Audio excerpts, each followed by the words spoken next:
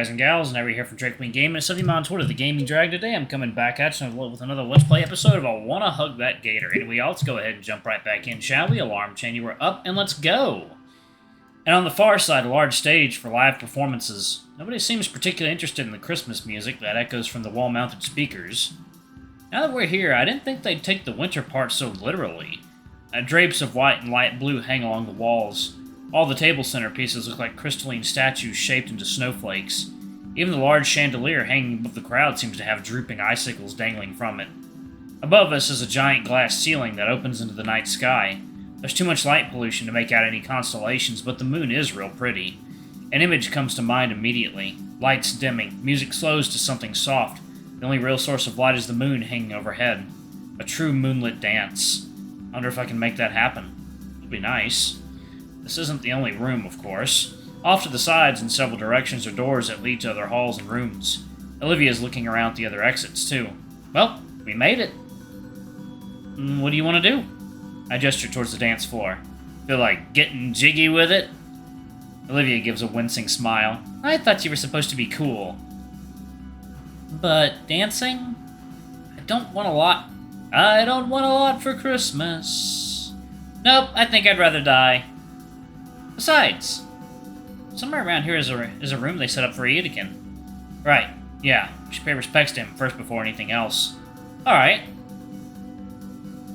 Olivia's tail guides my wrist as I push us towards one of the exits. Zoop! The memorial room isn't hard to find. It's a smaller room, well lit with little furniture. On the far end, a framed picture of Edekin and some of his old pictures from his classroom. Some from him, some from his students. There's a few other students here, paying their respects. Olivia taps my wrist with her tail, and I let go. I walk alongside her as we approach the portrait. I wonder when this was taken. It can't have been that long ago. He looks just like he did earlier this year. Olivia doesn't seem like she's ready just yet. I'll give her a bit of privacy. I wait outside the memorial room, leaning against the wall. I can see a bit into the main hall from here. The music swapped from festive to proper upbeat dance music. In fact, I'm pretty sure I see... Yep, Liz's head towers over the rest of the students, spinning and bouncing rhythmically just like a metal spring. I'm sure Damien's doing his best to keep up. He must be having a blast. I'm glad. Man, it's still so surreal to even be here. I never thought I would have ended up on a date with someone at an event like this. I've seen all sorts of stuff like it in the movies, but to actually experience it gives me the jitters. One big night to make the sparks fly. Olivia touches my hand, using the other to wipe at her eyes. Hey, are you ready to go? She nods. Yeah, thanks for waiting. The music's changed in the ballroom. Olivia looks over and smiles. Tempting, very tempting, but I didn't actually eat lunch today. That's turning into a bad habit. I know, I spent all day writing, reading, rewriting, rereading, on and on.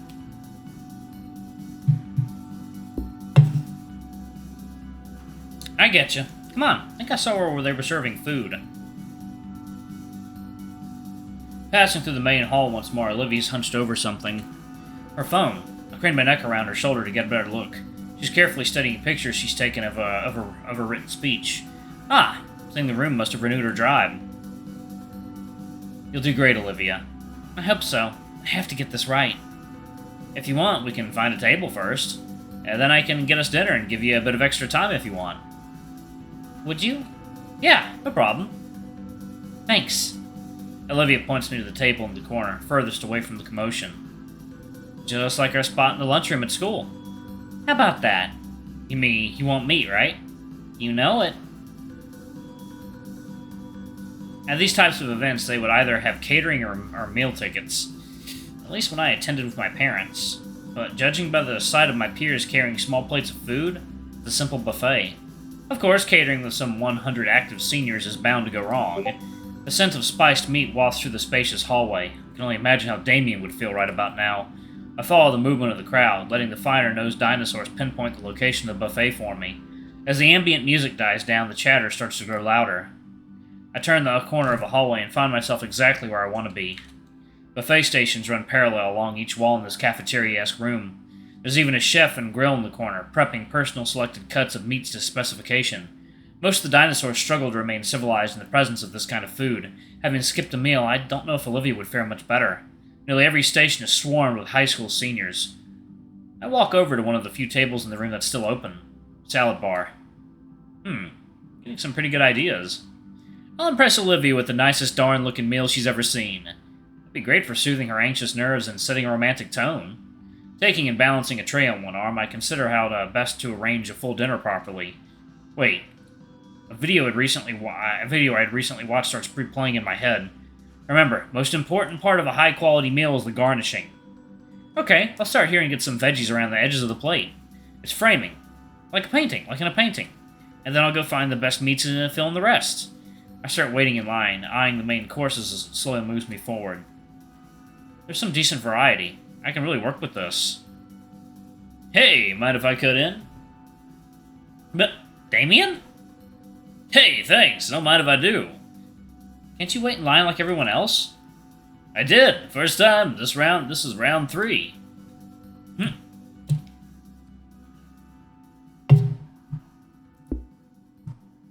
No use getting annoyed. If he gets beat up in the parking lot later, it's his own problem. So, how's your night going? It's going well. Olivia and I are having a great time so far. Hey, that's great. Liz and I have been dancing like crazy. It's a blast. I gotta say, I'm happy for you. Sorry for being unsure earlier when you two first became an item. Looks like I was completely off the mark. Don't sweat it, man. Yeah. Got 2 plates for yourself, I see. Smart. I should have done that. Heh. Nope, one's for Olivia. He cocks an eyebrow. You sure? Yeah, I'm gonna put everything into prettying it up. That's herbivore food. That's herbivore food, son. It is now. I know what I'm doing. We're finally at the front of the line. I start carefully picking out the best cuts and strips of the various meats on display. I saw a guide on this once. It'll end up crazy romantic. Romantic, huh? She likes turkey more than duck. I drop the roasted mallet with the tongs and grab the preferred bird. You'll see. It'll be great. If you say so. I'm sure it'll be fine, then. Damien just loads his plate up with stacks upon stacks of brisket and fillets, nearly forgetting to use the tongs at all. Once he had his plate stacked high, he gives a salute and slinks back out of the room. I, however, still have a mission to do. There's a few more lines for things like side dishes. This is going to be perfect. 20 minutes later, and 2 trays of perfectly picked meals are balanced precariously in my hands. It came out pretty great, I think. I even used the condiments to my advantage, leaving perfect dots of flavor where they'll be most effective. Hope Olivia likes it. There we go. Ta-da! I slide Olivia's tray before her. A part of me is irked that she'd have her elbows on the table, even resting her head on her hands. Sheesh, Inco, you took so long I thought you were going to bring back, like, an entire cow or something. She smiles and rolls her eyes when she sees the tray. Very funny. Come on, where's the real one? Her smile fades. This is it? Were the lines really that bad? What do you mean? Like, was there a lot of people? There's barely anything on the plate. What's she talking about? That's a kind of rare cooked filet mignon and turkey breast with scallions and asparagus, plus some slices of salmon sashimi on the side. All properly garnished, of course. The plate is exactly the same. And while it looks and smells delicious... Did I mess up? Yeah, line's out the door. I'll run back for seconds. Hopefully it'll clear up when we finish this. I'm sorry, I tried to arrange it nice, like we were at a fancy restaurant. She nods and stabs a fork through a piece of salmon. Well, I appreciate the thought. It does look pretty. Thanks. Once more recalling proper etiquette, I slice my own steak into tiny morsels, savoring each small bite of succulent meat. Olivia doesn't look as enthusiastic about the meal as I do. Second, y'all. Water time. Alright, guys and gals, and we are back. Let's jump back into it, shall we? Okay. I always believed that presentation helps elevate the flavor of the food. The sight of Olivia picking hers apart with a look of disinterest leaves a sour taste in my mouth. As we continue eating, I notice the cola in my glass begins to ripple and fizz a lot more than usual. Is this an earthquake? Thunk. Oh. Good evening, you two. It's Mr. Ferris. Wow, I haven't seen him since he gave the bad news. He glances over at Olivia. That's right. He had to tell her, too. So he's probably here to check up on us. He's seated down with a heaping plate of dinner. Olivia looks up from her plate longingly at it. Whoa, hey, Mr. Ferris. Dang, nice outfit. Thank you, I actually picked it out myself. Wow, you're getting some fine taste. That means a lot, thank you. Are you chaperoning? I am. Although it'd be more accurate to say ATF. No, NARC maybe? Turns out when you organize an event with 100 teenagers, some of them decide it's not enough to bring their own fun. I've lost count of how many brand new flasks I've confiscated. Between you and I, the other staff plan on making sure it all doesn't go to waste after the party's over. Oh, brother. Taking a short break from my own meal, and I saw you two hidden away here in the corner. So how goes it? Is the night treating you well? Yeah, we're having fun. It's going good. I'm just trying to memorize my memorial speech for later. Of course, I should have guessed. The whaleman proceeds to bite into... Ugh, Damien was right, it's hard to watch. Last I saw you two, it was a terrible occasion, so I'm glad to see that both of you have bounced back. Thanks. That's a pretty stern look you have, Olivia. It's nothing. Listen, don't worry about your speech. I'm sure it'll go great. No need to overwork yourself, relax a little. It should be a fun night, not a stressful one. You're right. Yeah, Olivia, don't worry too much about memorizing a script. You should speak from the heart. If anybody knows how to pay respects to Edekin, it's you. Yeah, that's kind of the problem. Nobody else here would understand most of what I wanted to say. They don't know Edekin like I did. How am I supposed to summarize everything he meant to me in 5 minutes? Have some faith, Olivia. People understand when you speak from the heart. Yeah, sure. Inco's right, Olivia. People are genuinely empathetic after all. Huh? What's Ben? I followed the source of the voice, spotting Ben as he approaches the table with a wide smile. Everybody's experienced loss, Olivia. You'd be surprised at how much they'll understand. As Ben takes a seat, Olivia doesn't look happy. In fact, she looks noticeably more upset than she did 5 seconds ago. Good evening, Benjamin. You have done a bang-up job organizing tonight. The design of it wasn't all me. The student council all worked together. Of course, a lot of the decorations are just reused from year to year as well. Ben skillfully forks several vegetables together into one bite.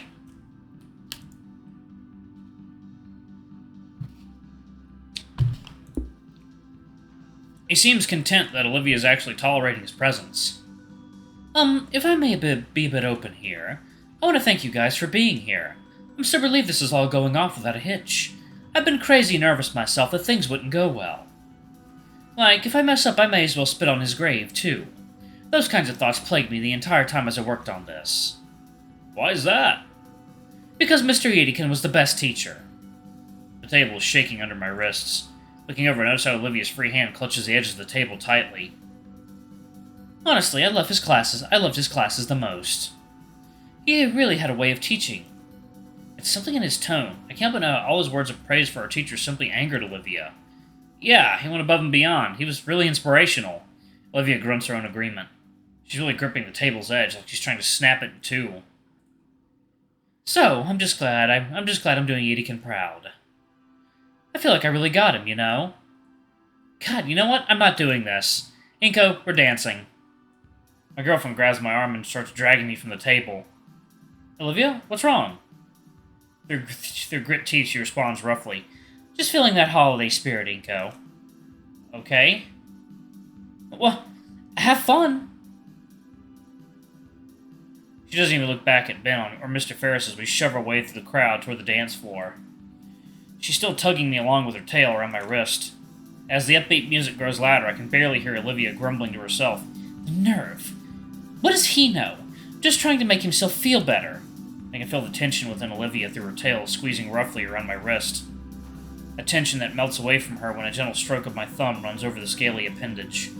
Olivia's breath leaves her slowly, the exhale seeming to take all of her frustration with it as she slows down. And once it's all gone, her body goes slack.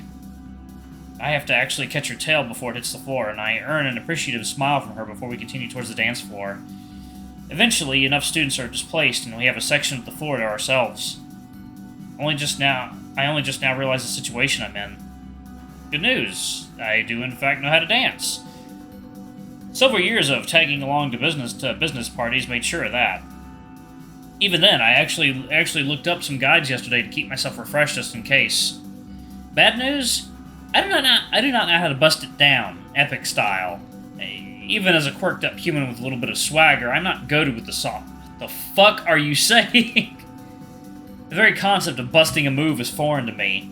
I've only ever seen it in the shows and occasionally from game characters during a live stream. Alright, y'all, I'm gonna go ahead and pause it right there. Thank y'all so much for watching. Don't forget to like, comment, subscribe, ring that notification bell, and check out our Patreon if you can. It always helps. Anyway, I love you all, and I'll see y'all in the next video. Bye-bye!